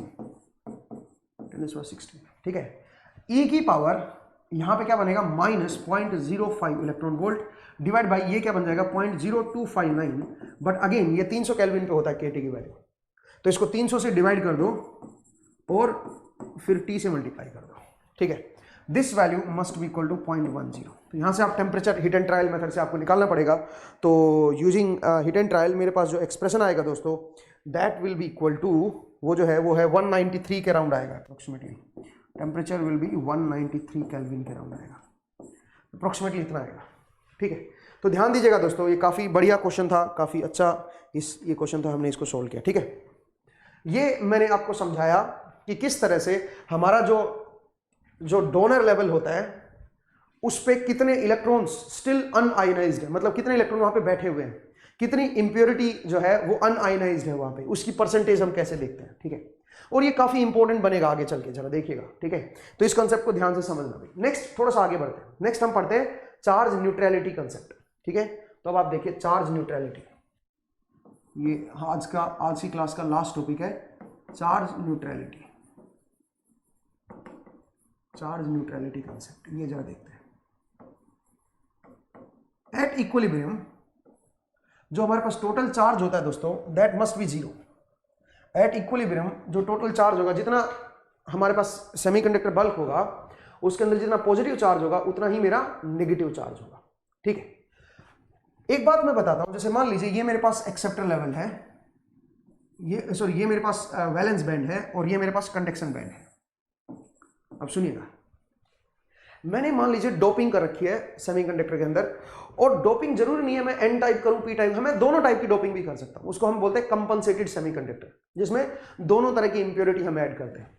मतलब मैंने एनडी भी डाला हुआ है और एनए भी है मेरे पास, मैंने डोनर कंसंट्रेशन, डोनर इंप्योरिटी भी डाली हुई है, मैंने एक्सेप्टर इंप्योरिटी भी उसके अंदर इंट्रोड्यूस की हुई है मेरे सिलिकॉन क्रिस्टल के अंदर। ठीक है, ऐसे सेमीकंडक्टर को हम क्या बोलते हैं? Compensated semiconductor. ठीक है, हो सकता है दोनों बराबर हो सकता है ये बड़ा हो। जैसे अगर एन टाइप देखना है तो N D greater than NA हो जाएगा, वो एन टाइप बन जाएगा। अगर एनए ग्रेटर देन एनडी है तो पी टाइप कंपनसेटेड सेमीकंडक्टर बन जाएगा वो। और अगर एनडी और एनए बराबर होंगे तो वो अगेन इंट्रिंसिक सेमीकंडक्टर की तरह ही बिहेव करेगा फिर। ठीक है ना? तो अब सुनिए, मैं एनडी डोप जो डोनर एनर्जी लेवल है वो और एक्सेप्टर एनर्जी लेवल है वो भी मैं दिखा देता हूं यहां पे। ये मान लीजिए मेरे पास acceptor sorry donor energy level है, ये मेरे पास एक्सेप्टर एनर्जी लेवल है यहां पे। ठीक है, this is known as ionisation energy, ये आयनेशन एनर्जी है। ठीक है, अब सुनिए, तो अच्छा एक गड़बड़ मैंने कर दी यहां पे पिछले क्वेश्चन में 0.045 आएगा भाई। सिलिकॉन को डॉप करते हो जब आप बोरोन से, तो आयनेशन एनर्जी मैंने क्या लिखवाई थी, एक मिनट जरा रुकिए। अच्छा ठीक है, वो अप्रोक्सीमेटली बराबर ही है। ठीक है ना? नहीं नहीं नहीं नहीं, मैं गलत बोल गया ना। ये फॉस्फोरस डॉप सिलिकॉन अगर है तो आयनेशन एनर्जी आएगी, यही आयनेशन एनर्जी बनेगी अगर सिलिकॉन में मैंने बोरोन कर दिया। ये तो मैंने जर्मेनियम के लिए बताई थी ना यार। अगर फॉस्फोरस डॉप विद जर्मेनियम है तो आयनेशन एनर्जी ये बनेगी। तो मैंने यहाँ पे थोड़ा सा एक मिस्टेक कर दी इस क्वेश्चन में, वो ध्यान रखिए। 0.045 आएगा यहाँ पे। ठीक है, दिस इज 0.045। ठीक है, ये ध्यान दीजिए। चलिए आगे बढ़ते हैं। तो अब जरा देखिए यहाँ पे, मैंने मान लीजिए कंपनसेटेड सेमीकंडक्टर ले रखा है, उसमें डोनर इंप्योरिटी और एक्सेप्टर इंप्योरिटी दोनों मैंने ऐड कर रखी। तो उससे डोनर एनर्जी लेवल यहां पे आ जाएगा, एक्सेप्टर एनर्जी लेवल यहां पे आ जाएगा। अब मुझे एक बात आइए, एट सम टेम्परेचर टी क्या होगा, जो यहां पे जो डोनर एटम होंगे वो अपना अपना इलेक्ट्रॉन कुछ छोड़ चुके होंगे और उसके कुछ इलेक्ट्रॉन आपके यहां पे जम कर चुके होंगे। सही बात है, कुछ इलेक्ट्रॉन यहां पे जम कर चुके होंगे। अच्छा, कुछ इलेक्ट्रॉन यहां पे क्या होंगे, ऐसे भी होंगे जो आपके यहां पे होल की पोजीशन जो है वो ऑक्यूपाई कर चुके होंगे। कुछ इलेक्ट्रॉन यहां पे ऐसे भी होंगे जो होल की पोजीशन ऑक्यूपाई कर चुके होंगे। ठीक है भाई, और बाकी यहां पे क्या होंगे, बाकी यहां पे अनआयनाइज्ड बचेंगे। सिमिलरली यहां पे ये आपके जो बनेंगे नेगेटिव चार्ज आएंगे इनके ऊपर। ठीक है, अच्छा यहां पे कुछ इलेक्ट्रॉन यहां से जम करके यहां पे आ गए होंगे। ठीक है, कुछ इलेक्ट्रॉन यहां से जम करके यहां पे आ गए होंगे, वो नेगेटिव चार्ज उन्होंने दे दिया। ठीक है, और यहां पे कुछ बचे हुए पी। अच्छा, कुछ यहां से आपके थर्मली जनरेटेड जो गए हैं, ठीक है, वो एन नोट गए होंगे। ये क्या है, ये मेरे पास एनडी प्लस है। ठीक है, ये किसके बराबर है, ये है एनडी प्लस। ठीक है, ये ध्यान देना भाई, एनडी प्लस नहीं, एनडी प्लस देखा जाए तो टोटल है भैया, एनडी प्लस तो टोटल है ये। ठीक है, तो एनडी प्लस तो खैर मैं टोटल ही मानूंगा, बट ये बहुत ही कम है। ठीक है, ये बहुत ही कम आप ये बोल सकते हैं। ठीक है भाई, तो खैर मैं इसको एनडी प्लस नहीं बोल रहा हूँ भाई, माफ कीजिएगा, this is not ND plus. ND plus तो टोटल है मेरे पास। ठीक है, एनडी प्लस इज टोटल ये है एनडी प्लस। उसमें से कुछ आपके रिकम्बाइन हो गए यहाँ पे एक्सेप्टर एनर्जी लेवल के साथ, कुछ आपके ऊपर वैलेंस बैंड में चले गए और बाकी यहाँ पे कुछ बचे हुए हैं। ठीक है, अच्छा यहाँ पे कुछ जो इलेक्ट्रॉन होंगे वो यहां से भी गए होंगे ना टेम्परेचर की वजह से। ठीक है, वो यहां से भी तो कुछ गए होंगे। तो अब सुनिए, ये एन नोट जो है ये क्या चीज है, ये एन नोट है, यहां पे कितने इलेक्ट्रॉन्स हैं टोटल, ये वो चीज है एन नोट। एन नोट का मतलब यहां पे कितने इलेक्ट्रॉन्स हैं। तो अब जरा देखिए, अगर मैं मान लीजिए चार्ज के पॉइंट ऑफ व्यू से बात करूं तो मैं ये बोलूंगा total negative charge must be equal to total positive charge. अब आप बताइए टोटल नेगेटिव चार्ज कितना होगा। टोटल नेगेटिव चार्ज होगा एक तो एन नोट, जो इलेक्ट्रॉन यहां पे है एन नोट, उनके ऊपर नेगेटिव चार्ज है। ठीक है, और एक यहां पे ये जो आयनाइज्ड इंप्योरिटी है ये नेगेटिव चार्ज को दिखा रही है, Na माइनस आयनाइज्ड इंप्योरिटी। ये मेरा टोटल नेगेटिव चार्ज है इस सेमीकंडक्टर के अंदर। जो भी मेरे पास सेमीकंडक्टर बल्क है उसके अंदर एट सम टेम्परेचर T अगर मैं देखूं टोटल नेगेटिव चार्ज कितना है एट सम टेम्परेचर T, तो ये मेरे पास नेगेटिव चार्ज होगा। That must be equal to positive charge P naught, जो यहां पे जितने भी होल होंगे वो मेरे पास P नोट बन जाएगा, प्लस क्योंकि यहां पे पॉजिटिव चार्ज आएगा ना, खुद सोचिए। अच्छा, कुछ इलेक्ट्रॉन यहां से गए भी होंगे ना ऊपर, उसकी वजह से भी पॉजिटिव चार्ज आएगा। वो टोटल है मेरे पास P नोट, तो P नोट प्लस क्या होगा बताओ जरा, प्लस ये जो पॉजिटिव चार्ज है that is ND ionised impurity. ध्यान देना ये आयनाइज्ड इंप्योरिटी है, आयनाइज्ड इंप्योरिटी ये है टोटल, ठीक है। तो ये पॉजिटिव चार्ज और ये होल वाले पॉजिटिव चार्ज, तो टोटल पॉजिटिव चार्ज मेरे पास ये बनेगा और टोटल नेगेटिव चार्ज मेरे पास ये बनेगा। अच्छा मुझे एक बात बताइए जरा, मैं इसको ऐसे भी तो लिख सकता हूं NO प्लस, इस Na माइनस को मैं क्या लिखूंगा, इस Na माइनस को मैं लिखूंगा टोटल Na कितना है मेरे पास, टोटल Na कितना है यहाँ पे, टोटल Na कितना है उसमें से माइनस कर दो क्या चीज, कितने यहाँ पे होल बैठे हुए हैं। अगर मैं ये माइनस कर दूं टोटल यहाँ पे जो होल बैठे हुए हैं, टोटल जो मेरे पास एक्सेप्टर इंप्योरिटी है उसमें से ये माइनस कर दूं जो यहाँ पे होल बैठे हुए हैं, तो यही तो बच जाएगा, ठीक है, ये Na माइनस बच जाएगा। And that must be equal to P naught plus. अब ND प्लस को मैं क्या लिखूंगा, ये क्या चीज है बताओ, टोटल ND जो यहाँ पे था उसमें से ये माइनस कर दो, टोटल ND माइनस क्या कर दो आप, स्मॉल ND, ठीक है। ये बन जाएगा दोस्तों, ये है मेरे पास चार्ज न्यूट्रलिटी इक्वेशन, ठीक है, चार्ज न्यूट्रलिटी इक्वेशन। अगर मैं बोलूं for complete ionization, for complete ionization, अगर मैं बोलूं कंप्लीट आयनाइजेशन हो रखी है, सोचिए कंप्लीट आयनाइजेशन का मतलब क्या है, कंप्लीट आयनाइजेशन का मतलब है ND plus equal to total ND, या आप बोल सकते हो ND इक्वल टू 0। मतलब जितने भी यहां पे अवेलेबल है सारे आयनाइज हो रखे हैं, कुछ ऊपर जा रखे हैं कुछ नीचे रिकंबाइन हो गए, मतलब सारे आयनाइज हो गए, तो इसकी वैल्यू 0 बन जाएगी। सिमिलरली आप बोल सकते हो PA equal to 0, complete ionization के लिए Na माइनस जो बनेगा that will be equal to Na के बराबर ही आ जाएगा, और PA की वैल्यू क्या बन जाएगी 0। मतलब यहां पे कोई होल एक्स्ट्रा बचा नहीं है, सारे आयनाइज हो गए। फॉर कंप्लीट आयनाइजेशन अगर मैं इस रिलेशन को लिखूंगा तो ये 0 हो जाएगा और ये मेरा 0 हो जाएगा। इसका मतलब मैं क्या बोलूंगा बताओ जरा, मैं बोलूंगा N naught plus Na equal to P naught plus ND। अब आप बोलोगे सर कंप्लीट आयनाइजेशन क्यों देख रहे हो, मैं कंप्लीट आयनाइजेशन में भी अगर मैं रूम टेम्परेचर पे भी देखता हूं तो मैंने आपको अभी बताया था कि रूम टेम्परेचर पे आप बोल सकते हो कि मेरा कंप्लीट आयनाइजेशन हो रखा है, ठीक है, केवल 0.4% केवल यहाँ पे बचते हैं, बाकी सारे के सारे चले जाते हैं, तो इसलिए मैं कंप्लीट आयनाइजेशन का केस ले रहा हूँ, ये बनेगा दोस्तों। अब यहां से मैं इलेक्ट्रॉन एंड होल की कंसेंट्रेशन निकाल सकता हूं। अगर कंप्लीट आयनाइजेशन हो रखा है तो इलेक्ट्रॉन और होल कितने होंगे, टोटल इलेक्ट्रॉन यहाँ पे कितने आएंगे, टोटल होल कितने आएंगे यहाँ पे, वो मैं कैलकुलेट कर सकता हूँ। कैसे, जरा देखिए नेक्स्ट पेज पे आते हैं। तो मैंने बोला N naught plus Na must be equal to क्या बनेगा बताओ जरा, P नोट प्लस ND, ये बनेगा दोस्तों। अब सुनिए, मान लीजिए मुझे इलेक्ट्रॉन कंसेंट्रेशन निकालनी है, तो एक काम करता हूं इस P नोट को चेंज करता हूं। लॉ ऑफ मास एक्शन हर जगह अप्लाई होगा अगर इक्विलिब्रियम में है तो लॉ ऑफ मास एक्शन क्या कहता है, N naught into P naught will be equal to Ni square, ठीक है। तो यहां से अगर मैं P नोट की वैल्यू निकालूं that will be equal to Ni square upon N naught, वो यहां पे पुट कर दूं तो बन जाएगा N naught plus Na equal to Ni square upon N naught plus ND,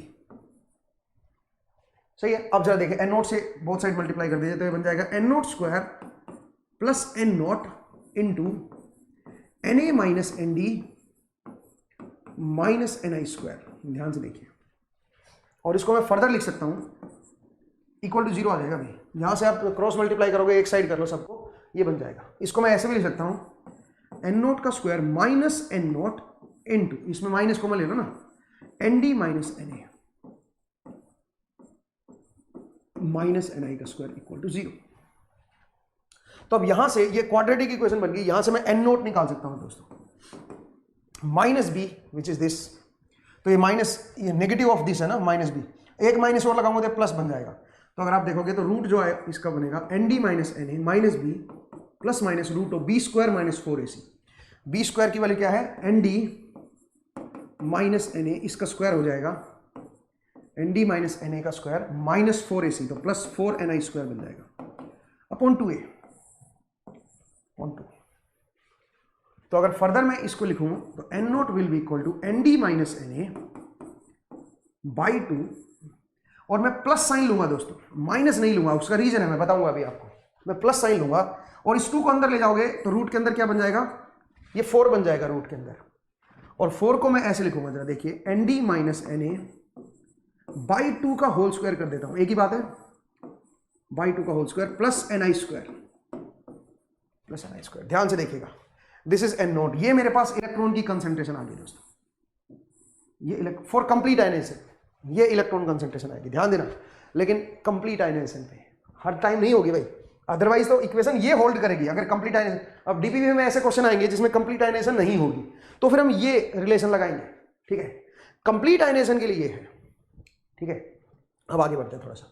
ऐसे ही आप होल कंसेंट्रेशन भी निकाल सकते हो। अगर मैं पी नोट निकालना चाहूं तो पी नोट भी आप निकाल सकते हो। आप यहाँ पे एन नोट को चेंज कर दो ना, यहाँ पे एन नोट को आप ni² अपॉन पी नोट कर दो, तो यहाँ पे एन नोट चेंज हो जाएगा। उससे आपका जो पी नोट बनेगा that will be equal to Na minus ND/2, और यहाँ पे भी प्लस आएगा दोस्तों। अब आप बोलोगे सर प्लस क्यों आया, माइनस क्यों नहीं लिया आपने, उसको जरा डिस्कस करते हैं, ठीक है। This is Na minus ND/2, इसका होल स्क्वायर हो जाएगा प्लस ni²। आप चेक करके देखना बस, उसमें यहाँ पे ND माइनस Na है इलेक्ट्रॉन में, और होल में क्या हो जाएगा Na माइनस ND हो जाएगा, और कुछ डिफरेंट नहीं, ठीक है। अब आप बोलोगे सर ये प्लस क्यों आया यहाँ पे। आप मुझे एक बात बताओ, अगर मैं ये बोलूं इफ, अगर मेरे पास कंपनसेटेड सेमीकंडक्टर है, कंपनसेटेड मैंने क्या बताया, जिसमें दोनों तरह की इंप्योरिटी होती है। सोचिए अगर कंपनसेटेड सेमीकंडक्टर और ND और Na उसमें बराबर है, मेरे पास जो सेमीकंडक्टर है वो कंपनसेटेड है और ND और Na उन दोनों में बराबर है। अगर ये दोनों बराबर हैं तो ये क्या बन जाएगा 0, ये भी बन जाएगा 0। तो N naught must be equal to क्या होना चाहिए बताओ जरा, वो Ni के बराबर हो, क्योंकि वो इंट्रिंसिक की तरह बन गया ना। अगर ND और Na बराबर हो गए तो जो सेमीकंडक्टर आएगा वो इंट्रिंसिक सेमीकंडक्टर की तरह बिहेव करेगा। In that case N naught must be equal to Ni होना चाहिए। और अगर यहाँ पे माइनस होता तो सोचिए क्या बनता, ये तो 0 बन जाएगा क्योंकि ये दोनों बराबर है, ये भी 0 बन जाएगा। इस केस में यहाँ पे ni² का रूट आएगा, और ni² का रूट अगर यहाँ पे माइनस होता तो माइनस Ni बनता, माइनस Ni थोड़ा ना होता है, प्लस Ni होता है। Similar for the same reason आप यहाँ पे भी आप प्लस ले रहे हो, यहाँ पे माइनस नहीं ले रहे हो, ध्यान दीजिएगा, ठीक है। तो इस तरह से हम इलेक्ट्रॉन और होल की कंसंट्रेशन निकालते हैं, ये आपको याद रखना है। एक और चीज मैं आपको बता दूं, कई बार हमें ये कंफ्यूजन पैदा रहता है, कई बार इस पिक्चर से ना हमें बहुत कुछ पता चल रहा है क्या। कई बार हमें ये होता है कि जो N नोट आएगा वो क्या होगा, कुछ तो Ni होंगे इंट्रिंसिक कंसंट्रेशन, जो जिसमें बिना डोपिंग के जो है वो, प्लस जितने आयनाइज्ड इंप्योरिटी है वो, ये मेरे पास N नोट होगा। कई बार हम इस तरह से सोचते हैं कि सर जरा देखिए, मान लीजिए मेरे पास मैं कोई सेमीकंडक्टर बल्क ले लूं, मान लीजिए मेरे पास कोई सेमीकंडक्टर मटेरियल है, कोई बल्क है मेरे पास, ठीक है, और उसको मैं टेम्परेचर आपको इंक्रीज कर रहा हूं, तो उससे क्या होगा, मान लीजिए इसमें कोई इंप्योरिटी नहीं है, तो इसमें कंसंट्रेशन क्या होगी इलेक्ट्रॉन की, वो Ni के बराबर होगी। जो N नोट होगा that must be equal to Ni, क्योंकि इंट्रिंसिक सेमीकंडक्टर मैंने कोई डोपिंग नहीं डाली है। अब आप बोलोगे चलो मान लीजिए मैंने कोई डोपिंग डाल दी इसके अंदर, मान लीजिए मैंने ND एटम्स पर सेंटीमीटर क्यूब डोपिंग डाल दी इसके अंदर, और अगर मैं टेम्परेचर कोई पर्टिकुलर टेम्परेचर पे अगर मैं देखूं तो उस टाइम जो N नोट आएगा that will be equal to Ni, जो थर्मली जनरेटेड जो आपके इलेक्ट्रॉन थे वो, प्लस ND प्लस जितने इलेक्ट्रॉन जितने आयनाइज हो गए वो, ये इसके बराबर होगा। ये गलत है दोस्तों, ये गलत है। क्यों गलत है, इसमें क्या मिस्टेक कर दिया आपने, जरा देखिए पीछे आइए, इस पिक्चर में देखिए। इस पिक्चर में जितने जो आयनाइज्ड इंप्योरिटी है वो तो ये है ना ND प्लस, लेकिन आप ये देखिए इस आयनाइज्ड इंप्योरिटी में कितने इलेक्ट्रॉन ऐसे हैं जो फ्री, कितने एटम ऐसे हैं जो फ्री इलेक्ट्रॉन में पार्टिसिपेट कर रहे हैं, ये नहीं है। ध्यान से देखिए, ये क्या हो रहे हैं, ये इसके साथ रिकंबाइन हो रहे हैं होल के साथ। इसका मतलब सारे के सारे जो आयनाइज्ड इंप्योरिटी एटम होते हैं वो फ्री इलेक्ट्रॉन में पार्टिसिपेट नहीं करते, ठीक है। ध्यान दीजिएगा दोस्तों, इसका मतलब वो अपने आप को रीडिस्ट्रीब्यूट करते हैं। जैसे आप टेम्परेचर बढ़ाओगे तो बिकॉज ऑफ रीडिस्ट्रीब्यूशन कुछ आपके कंबाइन होंगे, कुछ आपके ऊपर जाएंगे, बिकॉज ऑफ रीडिस्ट्रीब्यूशन ये आपका होल्ड नहीं करेगा, समझ आया, ये बराबर नहीं होता। कुछ तो थर्मली जनरेटेड हो गए और कुछ आयनाइज्ड इंप्योरिटी हो गई, ये बराबर नहीं होते दोस्तों। यहाँ पे रिकॉम्बिनेशन प्रोसेस क्योंकि चल रहा है तो इस वजह से वो थोड़े से चेंज हो जाएंगे। मतलब ये आप नहीं लगाओगे, ये ध्यान देना। फिर क्या लगाओगे, फिर ये लगाओगे ना, ये इसीलिए तो पढ़ा है आपको, ये फॉर्मूला लगेगा। तो आप जरा देखिए, जो कंफ्यूजन होता है वो नहीं करना है भैया। कई बार ये डाउट रहता है कि इस तरह का हम ऐड कर देंगे तो वो आ जाएगा हमारे पास, टोटल कंसंट्रेशन आ जाएगी, ऐसा नहीं होता है दोस्तों, ठीक है। इस पॉइंट को आप याद रखिएगा। चलिए एक दो क्वेश्चन करते हैं दोस्तों, इसके ऊपर मेरे पास एक दो क्वेश्चन है जो आपको कंसेप्ट को क्लियर करेंगे, इन सब चीज़ों को उनको जरा मैं सोल्व करवा देता हूँ आपको। जरा देखिए भाई, ठीक है, जरा देखिए क्वेश्चन मैं ले रहा हूँ। क्वेश्चन देखिए, क्वेश्चन क्या कर रहा है, आपको कह रहा है कि consider N type silicon semiconductor with T equal to 300 kelvin. वो एन टाइप है और 300 केल्विन उसका टेम्परेचर दे रखा है, एन टाइप सेमीकंडक्टर दे रखा है आपको, ठीक है। अभी क्या बोल रहा है, Nd इक्वल टू 10⁻16, Nd की जो वैल्यू है दैट इज 10⁻16, ये आपको दे रखा है, and Na is 0, Na is 0, compensated semiconductor नहीं है, ठीक है ना। अच्छा, इंट्रिंसिक कैरियर कंसंट्रेशन आपको दे रखी है Ni, जो थर्मली जनरेटेड है, इंट्रिंसिक कैरियर कंसंट्रेशन 300 केल्विन पे आपको रखिए 1.5 इंटू 10⁻10 पर सीसी इलेक्ट्रॉन्स पर सीसी, ये आपको इंट्रिंसिक कैरियर कंसंट्रेशन दे रखी है। ठीक है, आपको बताना है determine the thermal equilibrium electron and hole concentration. आपको N naught and P naught, आपको टोटल इलेक्ट्रॉन एंड होल बताने हैं। ये क्या है Ni? ये तब होता है जब कोई डोपिंग नहीं होती, तब थर्मली जनरेटेड इलेक्ट्रॉन कितने होते हैं। मैं कई बार इसको थर्मली जनरेटेड बोल देता हूं, थर्मली जनरेटेड तो टोटल होते हैं भाई। ठीक है, तो Ni का मतलब है जब ये इंट्रिंसिक होता तब थर्मली जनरेटेड कितने होते, वो है Ni। लेकिन अब मैंने डोपिंग कर दी है तो आपको बताना है N नोट और P नोट की वैल्यू क्या आएगी। ठीक है, तो अब जरा देखिए दोस्तों क्या होगा। कुछ लोगों को ये लगता है कि 300 केल्विन पे ये तो पहले से ही था जब ये इंट्रिंसिक था, तब इसमें ये और ऐड कर दो 10⁻16। मैंने गलत कर दिया ना यहाँ पे, 1 मिनट रुकिए। पहले क्या था बताओ जरा। पहले था 1.5 इंटू 10⁻10, पहले ये था जब आपका कोई इंप्योरिटी नहीं थी, और जब इंप्योरिटी डाली तो मैंने ये और ऐड कर दिया, तो अप्रोक्सीमेटली ये जो आएगा ये 10⁻16 ही आ जाएगा। कॉमन लेके देख लो ना, ये बहुत नेग्लिजिबल आएगा, ये आंसर आएगा और आंसर इज करेक्ट, ये बिल्कुल सही है, इतना ही आंसर आएगा। अब सुनिए, आप बोलोगे सर यहाँ पे तो देखो ये करेक्ट है, यहाँ पे जो N नोट है वो क्या है, जो पहले विदाउट इंप्योरिटी थे वो देख लो, और फिर कितने जो इंप्योरिटी आइटम है वो देख लो, क्योंकि हम जानते हैं 300 केल्विन पे सारे के सारे आयनेज हो रखे होंगे ये। ठीक है, तो इसका मतलब सारे के सारे ये इलेक्ट्रॉन में पार्टिसिपेट करेंगे। यहां से कुछ इलेक्ट्रॉन तो इंट्रिंसिक के केस में थे थर्मली जनरेटेड, और कुछ आपने आयनाइज्ड इंप्योरिटी की वजह से आ गए, और मैं जानता हूं कि 300 केल्विन पे सारी की सारी इंप्योरिटी जो है वो आयनाइज हो जाएगी, तो इसलिए मैंने ये ले लिया, दोनों को जोड़ा तो अप्रोक्सीमेटली यही बनेगा। ये यहां पे सही आ रहा है, क्यों सही आ रहा है, बिकॉज ये इतना ज्यादा है इसके कंपेरिजन में कि ये करेक्ट है आपका आंसर। अब आप बोलोगे करेक्ट कैसे बोल दिया, फॉर्मूले से चेक करो ना। फॉर्मूले से जब आप चेक करोगे तो आप बोलोगे ND minus Na divide by 2 plus root of ND minus Na divide by 2 इसका स्क्वायर प्लस Ni स्क्वायर, और इसकी वैल्यू निकालोगे जब आप, ND आपको दे रखा है, Ni आपको दे रखा है, अब वो भी अप्रोक्सीमेटली 10⁻16 ही बनेगा, और ये भी 10⁻16 ही आ रहा है। आप बोलोगे सर आपने जो फॉर्मूला बताया था, इस फॉर्मूले से भी वही आंसर आ रहा है और वैसे उससे भी वही आ रहा है। वो इसलिए आ रहा है बिकॉज यहां पे जो ND है that is much much greater than Ni। अगर ये कंपेरेबल होता ना तब ऐसा ना होता। अगर ND और Ni कंपेरेबल होते तब ये डायरेक्टली आप ये नहीं कर सकते थे। जैसे कि एक क्वेश्चन और देता हूं मैं आपको, ठीक है, मेरे पास एक क्वेश्चन और है दोस्तों, जरा देखिए। ये क्वेश्चन है, मेरे पास टेम्परेचर दे रखा है 300 केल्विन, 300 केल्विन। अच्छा, Ni की जो वैल्यू है दैट इज, कोई सेमीकंडक्टर है उसमें Ni की वैल्यू दे रखी है 2.3 इंटू 10⁻13 पर सीसी। ये मेरे पास इलेक्ट्रॉन कंसंट्रेशन है एट रूम टेम्परेचर 300 केल्विन, कोई सेमीकंडक्टर है उसके अंदर, ठीक है। और आपने जो डोपिंग कंसंट्रेशन ली है ND दैट इज 5 इंटू 10⁻13 पर सीसी, आपने ये ली है डोपिंग कंसंट्रेशन, और Na की वैल्यू है आपके पास 0। आपको बताना है thermally generated electron concentration at equilibrium, आपको ये बताना है। N नोट की वैल्यू बतानी है आपको। तो अब जरा देखिए, अगर मैं N नोट को डायरेक्ट फॉर्मूले से करता, मैं बोलता N नोट जो होगा 300 केल्विन पे ये एक तो ये सारी आयनाइज हो जाएगी, तो इसका मतलब एक तो ये बनेगी, और प्लस जो इंट्रिंसिक कैरियर कंसंट्रेशन है जो बिना डोपिंग के थी, जो थर्मली जनरेटेड जब इंट्रिंसिक था सेमीकंडक्टर उस टाइम जो बने थे टेम्परेचर की वजह से, वो तो रहेंगे ही रहेंगे। तो इसका मतलब जो आंसर आना चाहिए वो कितना आना चाहिए, वो आना चाहिए 7.3। ये जो आंसर आना चाहिए दोस्तों ये बनना चाहिए 7.3। जरा देखिए 7.3 इंटू 10⁻13। क्या ये करेक्ट है? ये गलत है इस बार। क्यों गलत है? क्योंकि इस बार ये कंपेरेबल है इसके।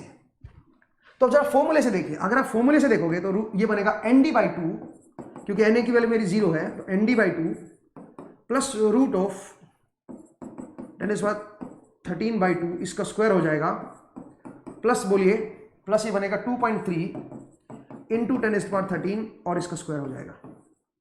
और इसकी वैल्यू जब आप कैलकुलेट करोगे दोस्तों, इसकी वैल्यू जो मेरे पास आएगी वो आएगी 5.97 इंटू 10⁻13, ये आएगा दोस्तों, ये बनेगा। तो ध्यान दीजिएगा 7 टोटल सम के बराबर नहीं है इस बार, ठीक है। क्यों नहीं है सम के बराबर, आप खुद सोचिए, क्योंकि आप इस पिक्चर को नहीं समझ रहे हो। इस पिक्चर में टोटल ND प्लस जो आयनाइज इंप्योरिटी है वो, और जो इंट्रिंसिक है, जो थर्मली यहाँ पे इंट्रिंसिक में जो ऊपर गए उनका सम ये नहीं करना है। क्यों? क्योंकि कुछ जो इम्प्योरिटी आयनाइज हुए उसमें से कुछ आपके रिकम्बाइन हो गए, ठीक है। अब आप बोलोगे सर ये तो पिछले केस में भी हुए होंगे, इस केस में भी रिकम्बाइन होंगे, लेकिन ये इतना बड़ा है दोस्तों इससे कि आप यहाँ पे वो जो रिकम्बाइन हुए उनको नेग्लेक्ट कर सकते हो और यहाँ पे टोटल सम के बराबर कर सकते हो। आप ये मान सकते हो कि अगर ND, if ND is much much greater than NI, तो इन दैट केस जो N नॉट आएगा that will be approximately equal to ND ही आ जाएगा एट रूम टेम्परेचर। वो ND के ही बराबर होगा रूम टेम्परेचर पे, ठीक है। लेकिन अगर मान लीजिए अगर ये कंपेरेबल हुआ, ठीक है, तब ऐसा नहीं होगा, तब ये फॉर्मूला लगाना पड़ेगा भैया, ध्यान दीजिएगा, ठीक है। इंपॉर्टेंट केस था दोस्तों ये, उम्मीद है आपको ये केस जो है ये समझ आ गया होगा, ठीक है। चलिए अच्छा, अब मान लीजिए मैं आपको इलेक्ट्रॉन कंसंट्रेशन प्लॉट करूं टेम्परेचर के साथ, तो खैर मैं नेक्स्ट क्लास में मैं वो करवाऊंगा, ठीक है ना। आज का क्लास मेरे ख्याल से हो गया है, ठीक है। तो नेक्स्ट क्लास में थोड़ा सा और इसके ऊपर डिस्कशन करूंगा। अब ये पूरा नहीं हुआ अभी टॉपिक, ठीक है, थोड़ा सा बचा हुआ है इसके अंदर, एक दो क्वेश्चंस और हमें करने हैं इसके ऊपर, ठीक है। तो आप जरा देखिए, ये बहुत बढ़िया कंसेप्ट था चार्ज न्यूट्रलिटी का, जो आगे भी हमारा यूज होगा, जो मैंने अंडर इक्विलिब्रियम आपको ये समझाया, ठीक है। और अब नेक्स्ट एपिसोड जो आएगा उसमें मैं फर्मी एनर्जी के बारे में और डिस्कस करूंगा कि फर्मी एनर्जी का जो लेवल होता है वो कैसे चेंज होता है, वो किस पे डिपेंड करती है। फर्मी लेवल बेसिकली टेम्परेचर पे भी डिपेंड करती है, फर्मी लेवल जो है वो आपका कंसंट्रेशन पे भी डिपेंड करता है, ठीक है। तो कई सारी चीजों पे फर्मी एनर्जी लेवल डिपेंड करता है, उसको हम नेक्स्ट सेशन में डिस्कस करेंगे। और इसके ऊपर थोड़ा सा और मुझे डिस्कशन करना है, मुझे टेम्परेचर के साथ एक प्लॉट दिखाना है आपको कि कैसे इलेक्ट्रॉन की जो कंसंट्रेशन होती है वो टेम्परेचर के साथ कैसे वेरी करती है, ठीक है, उसको मुझे देखना है। तो कई सारी चीजें हैं जो नेक्स्ट क्लास में मैं डिस्कस करूंगा, नेक्स्ट क्लास भी काफी इंपॉर्टेंट रहेगी। उसके बाद फिर अगेन आपको एक डीपीपी मिल जाएगी और उसके क्वेश्चंस आपको सोल्व करने हैं। उससे हमारा ये जो पहला चैप्टर है सेमीकंडक्टर इन इक्विलिब्रियम वो हमारा खत्म हो जाएगा दोस्तों, ठीक है भाई। तो आज का जो एपिसोड है उसमें हम इतना ही करेंगे। अच्छा, एक इंपॉर्टेंट टॉपिक और मुझे बताना है नेक्स्ट एपिसोड में, वो है अगर मान लीजिए नॉन इक्विलिब्रियम ले लूं, मतलब अगर मान लीजिए मैं कुछ फील्ड अप्लाई कर दूं, ठीक है, तो जो आपके कंडक्शन बैंड और वैलेंस बैंड जो होते हैं उनका वो जो होते हैं वो थ्रू आउट द सेमीकंडक्टर वो कांस्टेंट लेवल पे नहीं होते, वो फिर उनके अंदर स्लोप आ जाता है, वो भी हमें नेक्स्ट क्लास में डिस्कस करना है, ठीक है। तो नेक्स्ट क्लास भी काफी इंपॉर्टेंट रहेगी इस टॉपिक पे। उम्मीद करता हूं आपको ये क्लास जो है ये समझ आई आज की क्लास।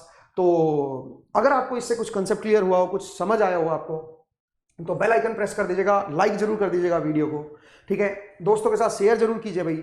अगर आपने सब्सक्राइब नहीं किया है तो चैनल को सब्सक्राइब कर लीजिएगा। ये हमारा QR कोड है, इसको स्कैन कीजिए, इससे हमारे मोबाइल ऐप पे आप पहुंच जाओगे और उसको इंस्टॉल कर लीजिएगा। वहां पे आपको बहुत नई चीजें आपको मिलने वाली हैं। अगर आपको ये स्कैन ना हो तो आप CES लर्निंग अपने गूगल प्ले स्टोर में सर्च कीजिए, वहां से आप मोबाइल ऐप को इंस्टॉल कर सकते हो। ये हमारे नंबर हैं और ये हमारी वेबसाइट है। अगर आपको कोई कोर्स की जानकारी लेनी है तो वो आप या तो मोबाइल ऐप से ले सकते हो या फिर आप हमारी वेबसाइट से भी कोर्सेज की जानकारी ले सकते हो दोस्तों, ठीक है, cesedu.co.in। अगर आपको वैसे कुछ जानकारी पूछनी है तो ये नंबर है, दोनों व्हाट्सएप नंबर है, किसी भी नंबर पे आप व्हाट्सएप छोड़ सकते हो या फिर कॉल कर सकते हो, ठीक है जी। तो आज का जो सेशन है दोस्तों उसमें हम इतना ही करेंगे। नेक्स्ट सेशन में फिर से आपसे मुलाकात होगी। अपना ख्याल रखिए, पढ़ते रहिए एंड मुस्कुराते रहिए। नेक्स्ट टाइम मिलते हैं। Thank you, take care.